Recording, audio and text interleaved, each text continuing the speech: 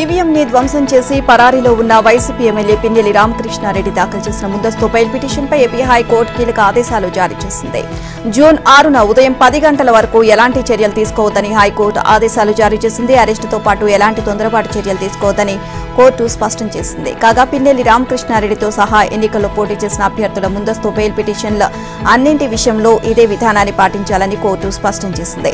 అయితే జూన్ 6 వరకు మాత్రమే ఈ ఆదేశాలు వర్తిస్తాయని క్లారిటీ ఇచ్చింది. తాడిపత్రి టీడీపీ అభ్యర్థి అశ్మిత్ రెడ్డి, వైసీపీ పెద్దారెడ్డిలకు కూడా ఏపీ హైకోర్టులో ఊరట దక్కింది. జూన్ 6 వరకు అరెస్టు చేయవద్దని కోర్టు ఆదేశాలు జారీ చేసింది. అయితే ఈ సమయంలో వీరిద్దరూ తాడిపత్రికి వెళ్లకూడదు అని, ఎటువంటి క్రిమినల్ చర్యలకు పాల్పడకుండా ఉండాలి అని ఏపీ హైకోర్టు షరతు విధించింది. వీరి కదలికలపై నిఘా ఉంచాలని ఎన్నికల కమిషన్ కు ఆదేశాలు జారీ చేసింది. వీటితో పాటు నలుగురికి మించి తిరగకూడదు అని క్లారిటీ ఇచ్చింది. అయితే జూన్ 6 వరకు మాత్రమే ఈ ఆదేశాలు వర్తిస్తాయని హైకోర్టు తెలియజేసింది. ఇక జూన్ 6 వరకు అరెస్టు చేయవద్దని పోలీసులకు ఆదేశాలు ఇచ్చింది. పోలింగ్ కేంద్రంలో ఈవీఎం, వీవీప్యాట్లను ధ్వంసం చేసి అరాచకం సృష్టించిన మాచర్ల వైసీపీ ఎమ్మెల్యే పిన్నెల్లి రామకృష్ణారెడ్డి ఇంకా పరారీలోనే ఉన్నారు. ఆయన పట్టుకునేందుకు వరుసగా రెండో రోజు కూడా పోలీసుల వేట కొనసాగింది. ఒక దశలో పిన్నెల్లి పల్నాడు జిల్లా నర్సరావుపేట కోర్టులో లొంగిపోతారు అని సోషల్ మీడియా ప్రచారం జరిగింది. ఇక దీంతో కోర్టు వద్ద పోలీసులు మోహరించారు. అయినా పిన్నెల్లి ఆచూకీ పోలీసులకు లభించలేదు. ఆయన్ను అరెస్ట్ చేశారు అని వచ్చిన వార్తలను పోలీసులు ఖండించారు. పిన్నెల్లి భారీ హింసను పాల్పడిన పోలింగ్ కేంద్రంలో విధులు నిర్వహించిన పీఓ, ఏపీఓలను ఎన్నికల సంఘం సస్పెండ్ చేసింది.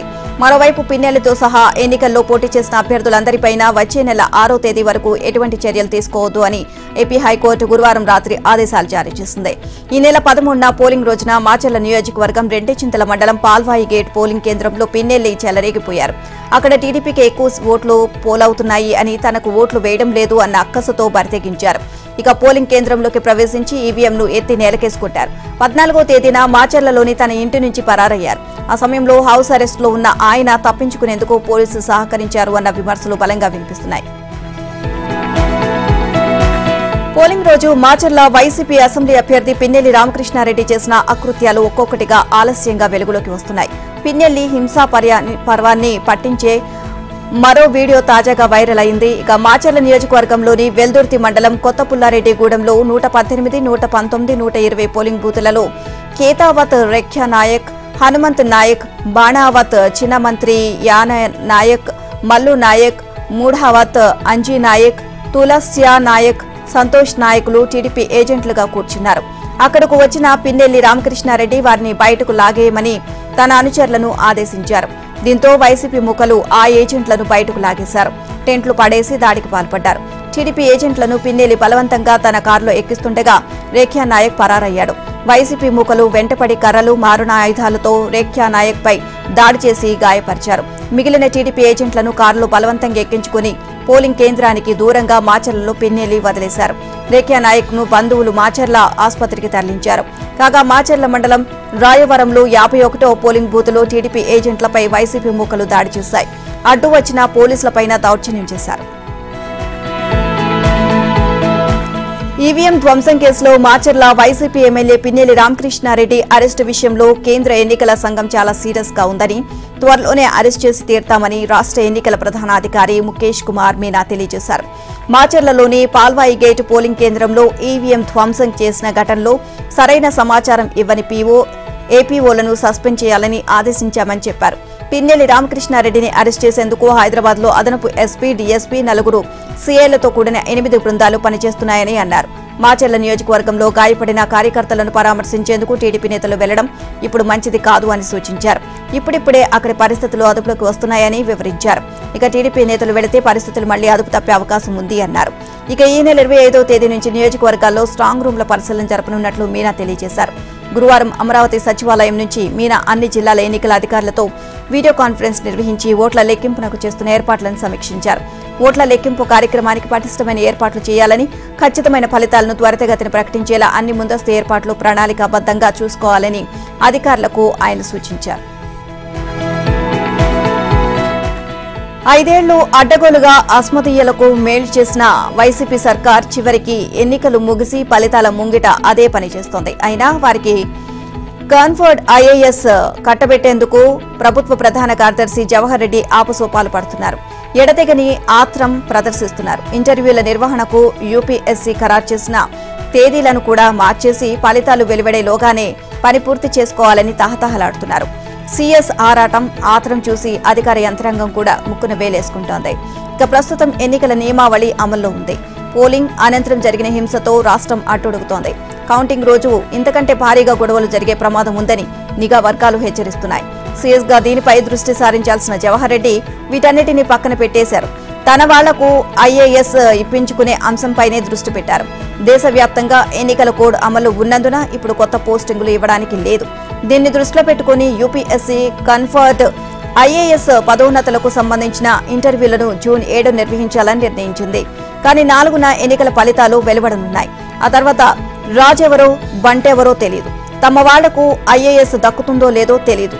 అందుకే ప్రభుత్వం మారేలోపే పని పూర్తి చేసుకునేందుకు జవహర్ రెడ్డి ఆరాటపడుతున్నారు. ఎన్నికల కోడ్ నేపథ్యంలో ఇంటర్వ్యూలు జూన్ 7వ తేదీన నిర్వహిద్దామని, ఆ సమయానికి ఢిల్లీలో అందుబాటులో ఉండాలని యూపీఎస్సీ లేఖలో స్పష్టంగా పేర్కొంది. దీంతో ఆయన యూపీఎస్సీకి లేఖ రాశారు. జూన్ 4వ తేదీన ఎన్నికల కౌంటింగ్ ఉంది. ఆ తర్వాత 2 రోజుల పాటు మా షెడ్యూల్ బిజీగా ఉంటుంది. అందువల్ల 7వ తేదీన నిర్వహించే ఇంటర్వ్యూలకు రాలేకపోవచ్చు. ఇంటర్వ్యూలు మే చివరి వారంలో లేదా మే 31వ తేదీన పూర్తి చేద్దాం అంటూ యూపీఎస్సీకి ఉచిత సలహా ఇచ్చారు. వైసీపీ ఎమ్మెల్యే పిన్నెల్లి రామకృష్ణారెడ్డి మాచర్ల నుంచి పారిపోవడానికి పోలీసులు సహకరించారు అని టీడీపీ పోలిట్ బ్యూరో సభ్యులు వల్ల రామయ్య అన్నారు. గురువారం అమరావతి సచివాలయంలో రాష్ట్ర ఎన్నికల ప్రధాన అధికారి ముఖేష్ కుమార్ మీనాను కలిసి పలు అంశాలపై టీడీపీ నేతలు ఫిర్యాదు చేశారు. అనంతరం వల్ల రామయ్య మీడియాతో మాట్లాడారు. 13వ తేదీ మధ్యాహ్నం 12 గంటలకు ఎమ్మెల్యే పిన్నెల్లి రామకృష్ణారెడ్డి అక్రమంగా పోలింగ్ బూత్లోకి చొరబడి ఈవీఎం పగలగొడితే పీఓ ఎందుకు ఫిర్యాదు చేయలేదు? గుర్తు తెలియని వ్యక్తి ఈవీఎం ధ్వంసం చేశారు అని వీఆర్ఓ చేత ఫిర్యాదు చేయించడమేంటి? ఎలక్షన్ కమిషన్ ఏం చెప్తోంది? ఇక వెబ్కాస్టింగ్ పెట్టామన్నారు. ఏం చేశారు? ఎమ్మెల్యే ఈవీఎం పగలగొట్టి బయటకు వెళ్తుంటే బూతు వద్ద బందోబస్తులో ఉన్న కానిస్టేబుల్ పిన్నెల్లి రామకృష్ణారెడ్డిని ఎందుకు అరెస్ట్ చేయలేదు? ఈ పరిస్థితి చూస్తుంటే ఓట్ల లెక్కింపు సజావుగా జరుగుతుందన్న నమ్మకం లేదు అన్నారు. ఇక పిన్నెల్లి మాచర్ల నుంచి పారిపోవడానికి కారణం పోలీసులే. దీనికి ఎవరు సహకరించారు? ఎస్పీనా, డీఐజీనా? ఇదంతా ఈసీకి తెలియకుండా జరిగిందా అని వర్ల ప్రశ్నించారు. దేవినేని ఉమామహేశ్వరరావు మాట్లాడుతూ మాచర్లలో పోలీస్ వ్యవస్థ ఫెయిల్ అవడం వల్లే టీడీపీ పోలింగ్ ఏజెంట్ శేషగిరిపై దాడి జరిగింది అన్నారు. అన్నిటికీ కారణం సీఎస్ జవహర్ రెడ్డేనని మండిపడ్డారు. కాగా పల్నాడులో పోలింగ్ రోజు ఆ తర్వాత టీడీపీ కార్యకర్తలు ఓటర్లపై దాడులకు పాల్పడిన నిందితులపై చర్యలు తీసుకోవాలి అంటూ దేవినేని ఉమా డీజీపీకి లేఖ రాశారు. ప్రధాని మోదీ రోడ్ షో సందర్భంగా డ్రోన్లు ఎగరవేయడంపై కేంద్రం సీరియస్ అయింది. ఇక బాధ్యులపై చర్యలు తీసుకోవాలి అంటూ రాష్ట్ర ప్రభుత్వ ప్రధాన కార్యదర్శికి కేంద్ర హోంశాఖ లేఖ రాసింది. ఎన్నికల ప్రచారంలో భాగంగా 8న విజయవాడలో ఎన్డీఏ నేతలు చంద్రబాబు, పవన్ తో కలిసి మోదీ రోడ్ షో నిర్వహించారు. ఇక బందర్ రోడ్లో మున్సిపల్ స్టేడియం నుంచి బెన్ సర్కిల్ వరకు సాగిన ఈ రోడ్ షో సాయంత్రం 6 గంటల 15 నిమిషాలకు మొదలైంది. అంతకు 45 నిమిషాల ముందు రోడ్ షో ప్రారంభమయ్యే ప్రాంతంలో ఒకటి, ముగించే దగ్గర మరొకటి గాల్లో ఎగురుతున్న డ్రోన్లను ప్రధాని రక్షణ బాధ్యతలు పరిరక్షించే నేషనల్ సెక్యూరిటీ గ్రూప్ గమనించి వాటిని కిందకు దించేసింది. ప్రధాని పర్యటించే ప్రాంతంలో కనీసం 2 కిలోమీటర్ల దూరంలో ఎలాంటి డ్రోన్లు ఎగరవేయకుండా నిషేధం ఉంది అంటూ అడ్డుకుంది. ఇక ఈ విషయాన్ని కేంద్ర హోంశాఖకు తెలియజేయడంతో రాష్ట్ర ప్రభుత్వానికి లేఖ రాసింది. ఇక ప్రధాని పర్యటనకు సంబంధించి సెక్యూరిటీపై మే 5న జరిగిన చర్చలో ఈ విషయాన్ని వివరించినప్పటికీ ఏపీ పోలీసులు డ్రోన్లు ఎందుకు ఎగరవేశారు అని ప్రశ్నించింది. బాధ్యులపై చర్యలు తీసుకోవడంతో పాటు ఇలాంటివి పునరావృతం కాకుండా జాగ్రత్తలు తీసుకోవాలని సూచించింది. వీఐపీల భద్రతలో భాగంగా పోలీస్ శాఖ నిఘా కోసం డ్రోన్లను ఎగరవేసింది. ప్రధాని రోడ్ షో ప్రాంతం నో ఫ్లయింగ్ జోన్ గా ప్రకటిస్తూ సిపి ఆదేశాలు ఇచ్చారు. సీనియర్ ఐపీఎస్ అధికారి ఏబీ వెంకటేశ్వరరావు సస్పెన్షన్ ను రద్దు చేస్తూ క్యాట్ ఇచ్చిన ఉత్తర్వులపై ప్రభుత్వం దాఖలు చేసిన పిటిషన్పై హైకోర్టు విచారణ జరిపింది. ఇరువైపుల వాదనలు ముగియగా ఇక న్యాయస్థానం తీర్పును రిజర్వ్ చేసింది. ఒకే అభియోగంపై 2 సార్లు సస్పెండ్ చేయడం చట్టవిరుద్ధమని క్యాట్ తెలిపింది అని ఏబీ వెంకటేశ్వరరావు తరపు న్యాయవాది వాదించారు. నిబంధనలకు వ్యతిరేకంగా ప్రభుత్వం వ్యవహరిస్తోంది అని అన్నారు. పోస్టింగ్ ఇవ్వకుండా వేధిస్తుంది అని కోర్టుకు తెలియజేశారు. పోస్టింగ్ ఇవ్వకుండా ఉండేందుకే ప్రభుత్వం హైకోర్టులో పిటిషన్ దాఖలు చేసింది అన్నారు.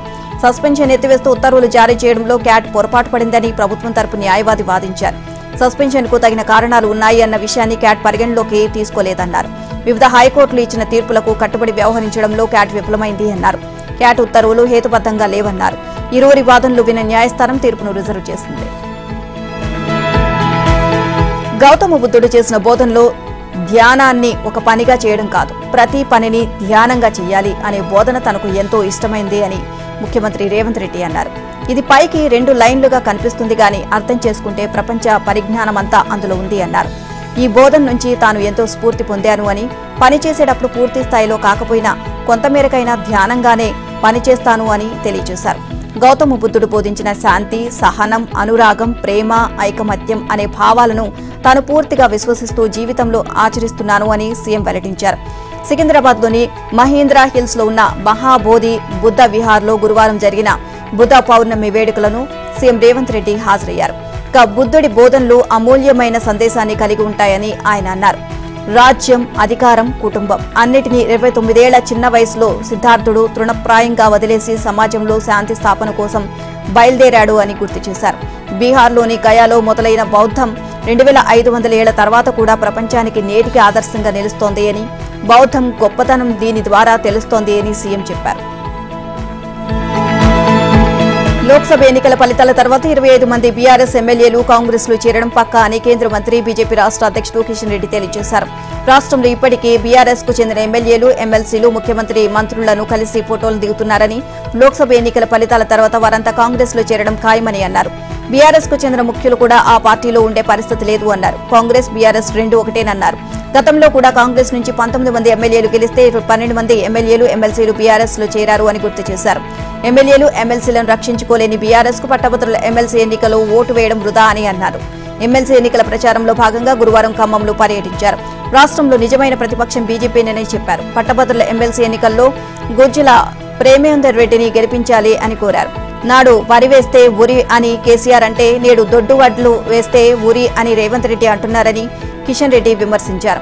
యాదాద్రి భువనగిరి జిల్లా బీబీనగర్ మండలంలోని రాఘవాపూర్, రుద్రవెల్లి గ్రామాల్లో ధాన్యం కొనుగోలు కేంద్రాలను ఆయన పరిశీలించారు. ధాన్యం కొనుగోలు కోసం ప్రతి పైసా కేంద్రమే ఇస్తుంటే సకాలంలో కొనేందుకు రాష్ట్ర సర్కార్కు ఏం నొప్పి అని ప్రశ్నించారు. కొనుగోలు కేంద్రాల్లో ధాన్యం మొలకెత్తుతుంటే సీఎంకు సిగ్గనిపించడం లేదా అని ప్రశ్నించారు. పశ్చిమ బెంగాల్లో ముస్లిం ఉప కులాలకు ఇచ్చిన ఓబీసీ హోదాను రద్దు చేస్తూ కోల్కతా హైకోర్టు ఇచ్చిన తీర్పు కాంగ్రెస్ పార్టీకి చెంపపెట్టు లాంటిది అని బీజేపీ ఓబీసీ మోర్చా జాతీయ అధ్యక్షుడు డాక్టర్ లక్ష్మణ్ స్పష్టం చేశారు. కోర్టు తీర్పు నేపథ్యంలో ఓటు బ్యాంకు రాజకీయాలు చేస్తున్న మమతా బెనర్జీ ప్రభుత్వంతో పాటు కాంగ్రెస్ విపక్ష పార్టీల నైజం బయటపడింది అని ఆయన పేర్కొన్నారు.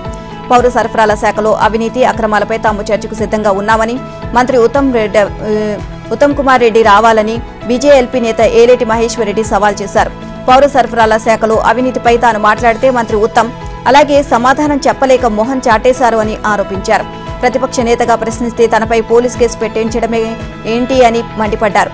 పౌర సరఫరాల శాఖలో జరిగిన అక్రమాలపై విచారణకు ఆదేశించాలని డిమాండ్ చేశారు.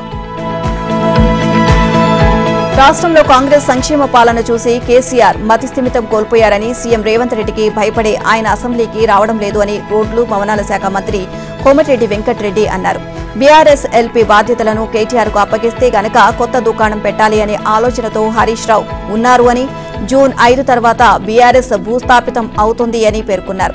ఎటువంటి అనుమతులు లేకుండానే జిల్లాలో బీఆర్ఎస్ పార్టీ కార్యాలయాలను నిర్మించారని ఆరోపించారు. లోక్సభ ఎన్నికల్లో రాష్ట్రం నుంచి కాంగ్రెస్ కు 12కు తగ్గకుండా సీట్లొస్తాయని, కేంద్రంలోనూ ఇండియా కూటమి అధికారంలోకి వస్తుందని ధీమా వ్యక్తం చేశారు.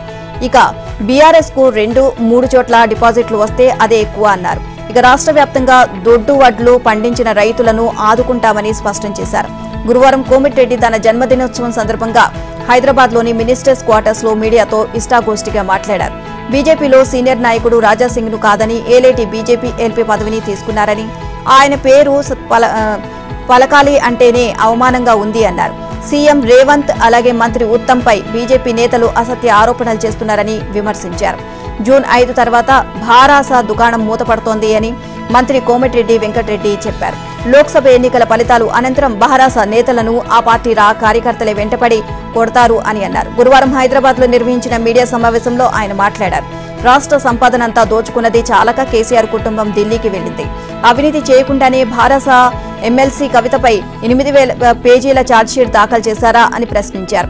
కాంగ్రెస్ ప్రభుత్వానికి అప్పుల ఖజానా మాత్రమే ఇచ్చారు అని మండిపడ్డారు.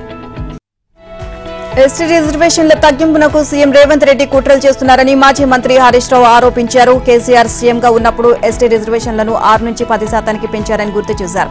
ఓ వ్యక్తి ఎస్టీ రిజర్వేషన్ల పెంపుపై హైకోర్టుకు వెళ్లగా రిజర్వేషన్ల తగ్గింపు కుట్రలో భాగంగా ప్రభుత్వ వాదనలు సరిగ్గా వినిపించడం లేదు అని ఆరోపించారు. గురువారం మహబూబాబాద్ జిల్లా మరిపెడ తొర్రూరు మండలం వెలికట్టే హనుమకొండ హంటర్ రోడ్లో నిర్వహించిన పట్టభద్రుల సమావేశాల్లో ఆయన మాట్లాడారు. ఎన్నికల ముందు రైతులకు, నిరుద్యోగులకు ఇచ్చిన ఒక్క హామీని కాంగ్రెస్ నెరవేర్చలేదు అని మండిపడ్డారు.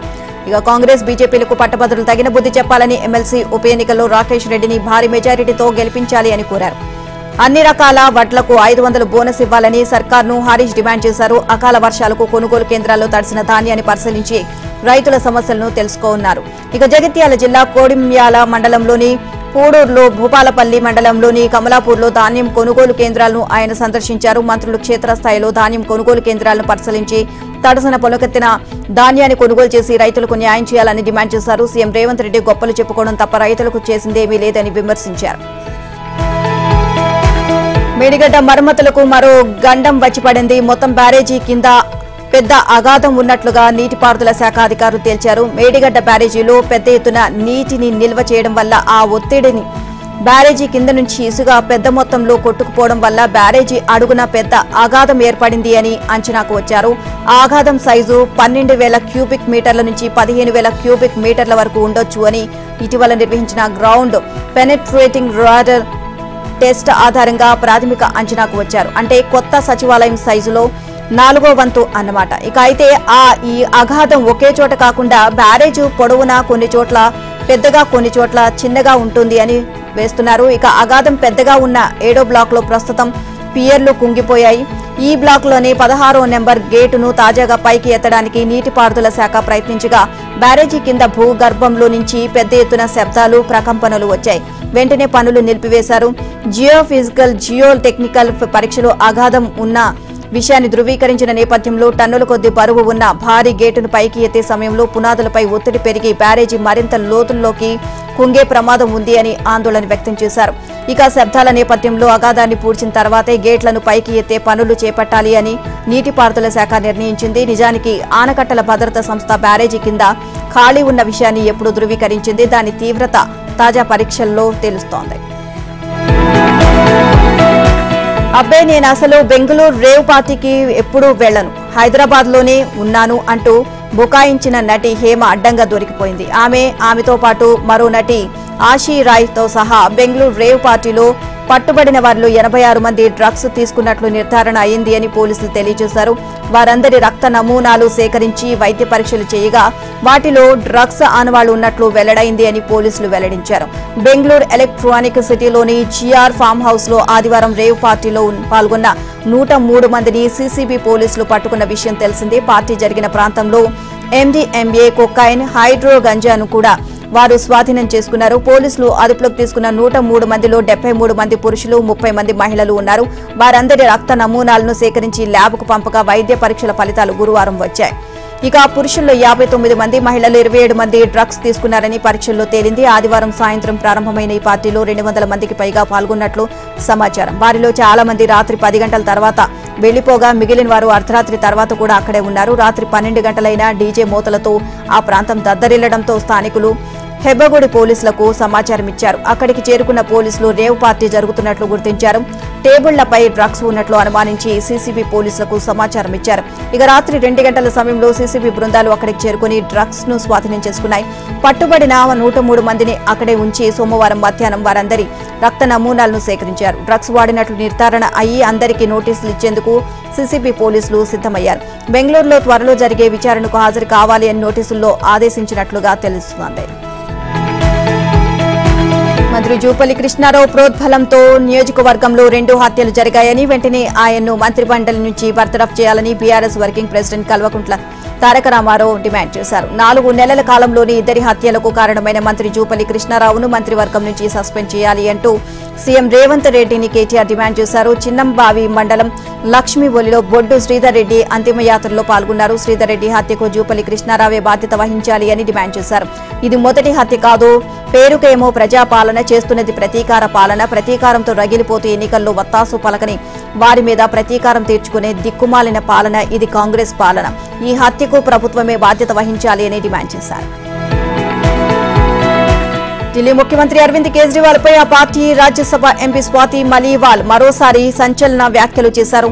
లిక్కర్ కేసులో మధ్యంతర బెయిల్ మీద బయటకు వచ్చిన కేజ్రీవాల్ కలిసేందుకు వచ్చిన సమయంలో తనపై బిభావ్ కుమార్ విచక్షణ రహితంగా దాడి చేశారు అని గుర్తు చేశారు. ఆ సమయంలో కేజ్రీవాల్ అక్కడే ఉన్నారు అని సంచలన ఆరోపణలు చేశారు. బిభావ్ కుమార్ తనపై దాడి చేస్తుండగా ఏ ఒక్కరూ కూడా ఆపేందుకు ప్రయత్నించలేదు అని వాపోయారు. దాడి జరిగిన తర్వాత ఇప్పటికీ తనను కేజ్రీవాల్ కలవలేదు అని, ఏం జరిగింది అని అడగలేదని పేర్కొన్నారు. తనపై దాడి చేసిన బిభావ్ కుమార్ ను ఇప్పటికీ కేజ్రీవాల్ రక్షిస్తున్నారని మండిపడ్డారు. తన గురించి తప్పుగా ప్రచారం చేయాలని పార్టీలో ప్రతి ఒక్కరికి చెప్పారు అని పేర్కొన్నారు. మే 13వ తేదీన ఉదయం 9 గంటలకు అరవింద్ కేజ్రీవాల్ ఇంటికి వెళ్లాను. కేజ్రీవాల్ ఇంట్లో ఉన్నారు, వస్తారని, అప్పటి వరకు డ్రాయింగ్ రూమ్ లో కూర్చోవాలని కేజ్రీవాల్ సిబ్బంది తనకు చెప్పారు. ఆ వెంటనే బిభావ్ కుమార్ వచ్చాడని వివరించారు. తన చెంపపై 8 సార్లు గట్టిగా కొట్టాడు. అతని తోసేందుకు ప్రయత్నిస్తే తనను నా కాలు పట్టుకుని లాగాడు. దాంతో కింద పడిపోయాను. నా తల టేబుల్ కు తగిలింది. తర్వాత కంటిన్యూగా తనను తన్నడం ప్రారంభించాడు అని స్వాతి మలీవాల్ వివరించారు. తనపై బిభావ్ కుమార్ దాడి చేస్తుంటే ఆపాలని, సాయం చేయాలని గట్టిగా అరిచా. అయినప్పటికీ ఏ ఒక్కరూ స్పందించలేదని గుర్తు చేశారు.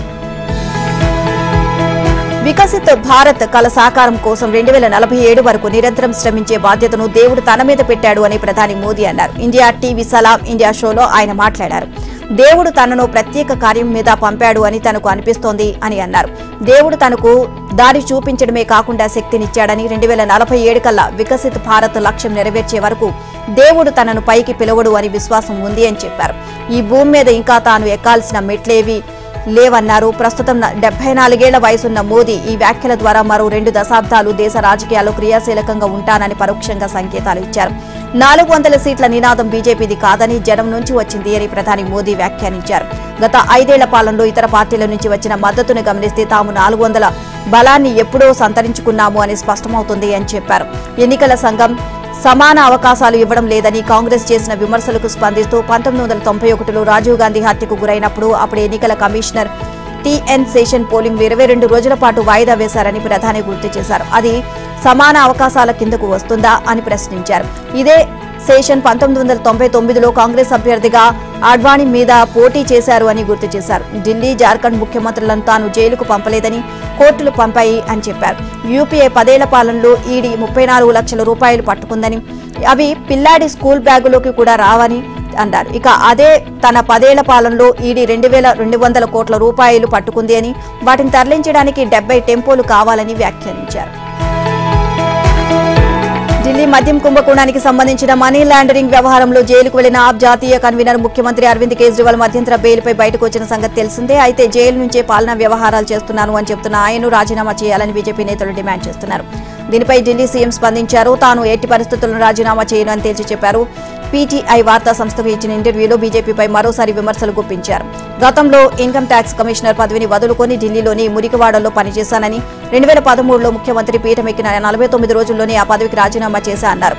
నాడు ఎందుకు రాజీనామా చేశావని ఎవరు అడగలేదు. చిన్న ఉద్యోగాన్ని కూడా ఎవరు వదులుకోరు. అలాంటిది సీఎం కుర్చీని కాదనుకున్నా. ప్రస్తుతం నేను ప్రజల కోసం పోరాడుతున్నా, అందుకే రాజీనామా చేయలేదు అని కేజ్రీవాల్ పేర్కొన్నారు. దేశంలో ప్రజాస్వామ్యంతో పాటు రాజ్యాంగాన్ని పరిరక్షించాలని ఢిల్లీ ఓటర్లకు కాంగ్రెస్ పార్టీ అగ్రనేత సోనియా గాంధీ విజ్ఞప్తి చేశారు. అందుకోసం ఇండియా కూటమి అభ్యర్థులను గెలిపించాలని ఈ సందర్భంగా ఓటర్లకు ఆమె సూచించారు.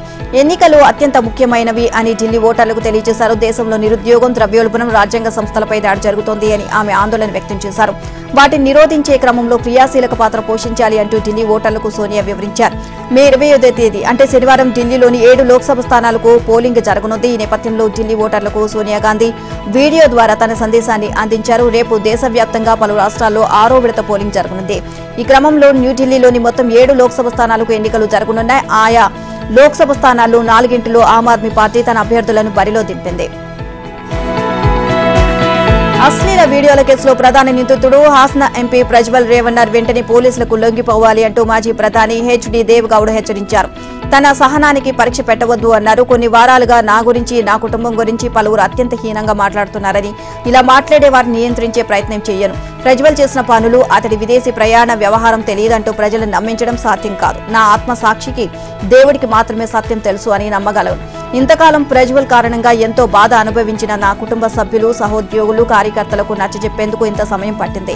ఇప్పుడు చెబుతున్నా ప్రజ్వల్, ఇక సహనాన్ని పరీక్షించకుండా పోలీసులకు లొంగిపో. చట్ట ప్రకారం నీవు దోషి అని తేలితే శిక్ష అనుభవించు. నేను పోలీసుల విచారణకు అడ్డు తగలను. అతను నిజంగా తప్పు చేసి ఉంటే బాధితులకు న్యాయం దక్కేలా చేయడమే నా లక్ష్యం అని ప్రకటనలో రాష్ట్రంలోని కొన్ని జిల్లాల్లో ఇవాళ తేలికపాటి నుంచి మోస్తరు వర్షాలు కురిసే అవకాశం ఉందని వాతావరణ నిపుణులు తెలియజేశారు. శనివారం రాష్ట్రంలో పొడి వాతావరణం ఏర్పడే అవకాశం ఉన్నట్లు పేర్కొన్నారు. కొన్ని జిల్లాల్లో ఉరుములు, మెరుపులతో పాటు గంటకు 30 నుంచి 40 కిలోమీటర్ల వేగంతో ఈదురుగాలులు వీయనున్నాయి. పశ్చిమ మధ్య బంగాళాఖాతంలో ఏర్పడిన అల్పపీడన ప్రాంతం ఈశాన్య దిక్కులో కదులుతుంది. పశ్చిమ మధ్య బంగాళాఖాతం, దానికి ఆనుకొని ఉన్న దక్షిణ బంగాళాఖాతం ప్రాంతంలో స్పష్టమైన అల్పపీడన ప్రాంతంగా కొనసాగుతుంది. అది ఈశాన్య దిశలో కదిలి ఈ నెల 7 మధ్య బంగాళాఖాత ప్రాంతంలో వాయుగుండంగా బలపడే అవకాశం ఉంది. ఇక వాయుగుండం ఈశాన్య దిక్కులోనే కదులుతూ మరింత బలపడి ఈ నెల 25న ఉదయం తూర్పు మధ్య బంగాళాఖాతం ప్రాంతంలో తుపానుగా మారనుంది. అనంతరం ఉత్తర దిక్కులోని కదులుతూ మరింత బలపడి తీవ్ర తుపానుగా మారి ఈ నెల 26 నాటికి బంగ్లాదేశ్, పశ్చిమ బెంగాల్ తీరానికి చేరుకునే అవకాశం ఉంది. నైరుతి రుతుపవనాలు దక్షిణ బంగాళాఖాతం, అండమాన్ నికోబార్ దీవుల్లో మిగిలిన ప్రాంతం, ఉత్తర మధ్య బంగాళాఖాతంలోని కొన్ని ప్రాంతాలను రాగల 2 రోజుల్లో విస్తరించడానికి పరిస్థితులు అనుకూలంగా ఉన్నాయి. రాష్ట్రంలో కింది స్థాయి గాలులు ప్రధానంగా ఆగ్నేయ దిశ నుంచి వీస్తున్నాయని వాతావరణ నిపుణులు వెల్లడించారు.